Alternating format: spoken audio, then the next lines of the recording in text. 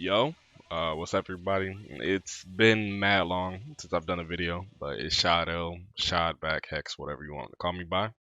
And my chat asked me to go over essentially team compositions at high level because they're not the usual point mid anchor, and it's not the memes of like when the game first came out, everybody said every character in this game's a point. And I think typically there's a lot of goals you have with team metas and the way you build a team, but a lot of us have similar goals. So on the left, I have my team, which is a Gotenks team, and on the right, I have Hook's team, which is probably the best team in the East Coast right now, and that's a Piccolo team. Now, if you notice, we both play base Vegeta points with air quotes, um, but he's not our point character. The ideal that most people do is they play mid point anchor, and they use their stronger neutral of their mid to rotate in to bring in their actual point. So like for me, I do this so that I can do this. Then a whole lot of this, and y'all know how it goes, right? So that's usually like the goal of my team, which is to bring in Gotenks with meter so I can achieve Ghost Oki. Hook's team is a similar case, but not an exact copy of that. The ideal is that base Vegeta can do what he want with a not that, with a really broken assist, right? So base Vegeta does what he wants. It's a really strong base Vegeta team, but once he fills the requirements and is able to bring in who he wants to bring in, usually Piccolo's brought in off of like a really strong hit like this.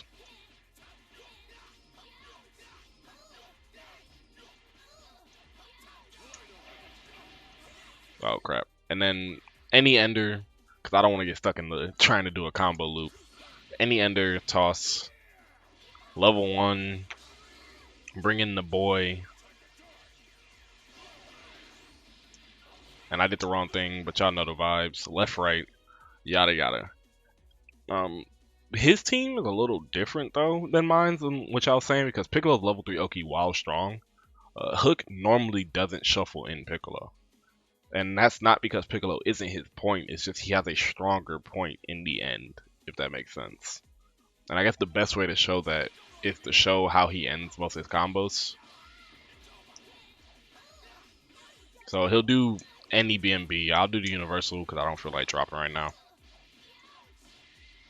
And he'll do this, and then this. Now the question can be like, why wouldn't you bring in your point Piccolo, and why would you bring in your anchor? But the ideal is that most case scenario, Broly's gonna one touch you. That was 6.9k, so like if I do this, he's gonna lose a lot of health.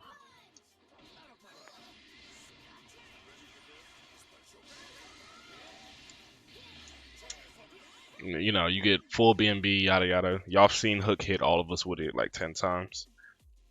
But you get that. So Broly shuffles in Piccolo on the 3rd hit. That's usually what Hook does. But also, if Broly gets hit, so let's say like worst case scenario, Hook gets hit with Broly, right?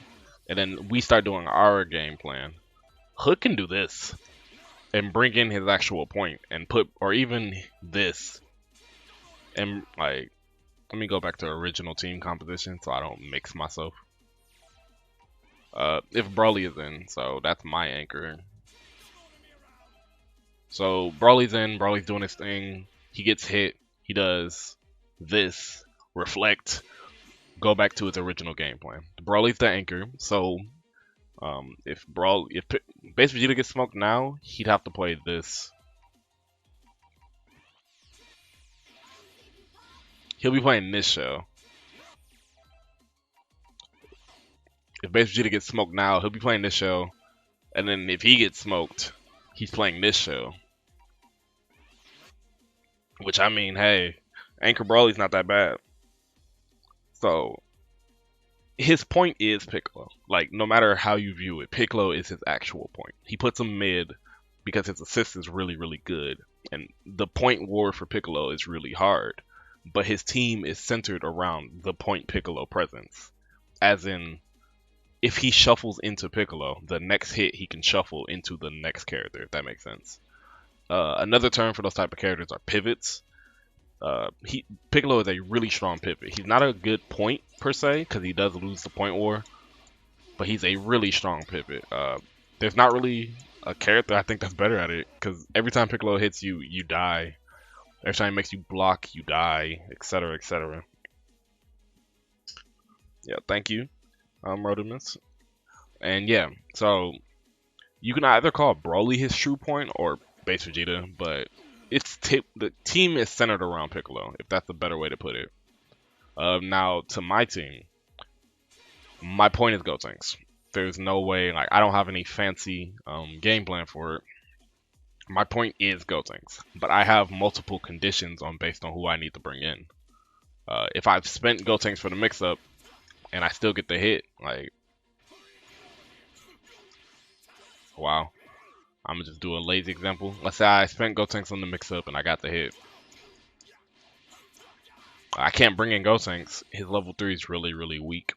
I don't like Gotenks' level 3. And base Vegeta's level 3 is really, really strong, but I might want to heal his health. I might want to shuffle him to anchor. So you do this. And simply after this, you can do everybody's favorite mix-up. They get hit. Vegeta comes back instantly, so I can bring in Vegeta. Because assist regen is, shorter on DHC. So I bring in Vegeta again. And maybe on that hit, I can bring in Gotenks. I got lazy with that rejump. But you understand the point. This is essentially the biggest... This is how to not look at teams as one-dimensional. Gotenks is my point, but I might not bring him in when his requirements filled because health reasons, 21's level 3 mix. It's arguably stronger than Ghost Oki. There's a lot less variables on her level 3 mixes. Either they got hit or they got out. Variables. Damn, it's really slow. But that's usually the main reason why you avoid this type of thing. But yeah. So like 21, oh, I got the hit. I bring in Gotenks. But like, oh no, this hit was kind of bad. I don't get Ghost Oki from there, so I'll do this, and I'll bring in 21 as my new point. Because I have multiple. I'm running point anchor, if I'm being honest. Yeah, I did it right. Yeah, I'm running point anchor. Base Vegeta is a point. Like, if all things go well, like, I'm still new to this team, of course, but let's say all things go well. I get my hit. I do the toss up.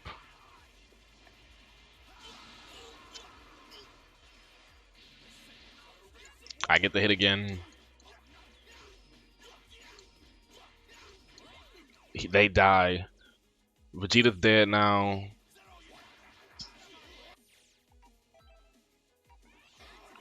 I don't have a reason to switch. Like, personally, I don't see a reason to switch my team. I would simply keep running base Vegeta point. Because I have 2 points. I have a really strong meterless point, and then I have a really strong win condition point. Right? Like, even on Raw Tag, I get stuff like this. And I say a situation like this, I get the hit like that. That was a very bad route, but I get a hit like that, right? And they die. If he comes in with just Broly, why do I have to bring in any other character? Gotenks beats Broly. My assists help me against the Broly matchup even more. And the 2 characters I play are arguably a harder matchup. Like, I'd run this, right? And then same way as before, if I land a hit, win condition, I'm fine. But the exact same thing can't be said for my 21 team. I don't personally like the meterless 21 matchup, so I avoid it. Right? So let's say I get this mix up. And let's stay under the assumption that Piccolo is alive, right? So no recovery.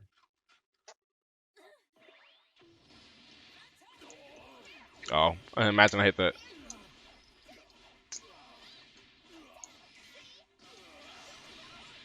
Imagine I hit that. Imagine I hit that. Imagine I hit that. If I kill here, so Broly dies, right? Yes, 21 is a dominant point against anchors. Um, when they have no assists and it's just anchor, like, yes, I'm 100% on the side that 21 is strong. This is strong. Like, all of this is really strong. I get a combo from there. I get a combo from this. But that's a lot weaker than if I had killed Broly and brought in base Vegeta. Like, alright, this guy versus anchors is insane. He bullies anchors. Especially if he has an assist. This is like the hardest matchup in the game.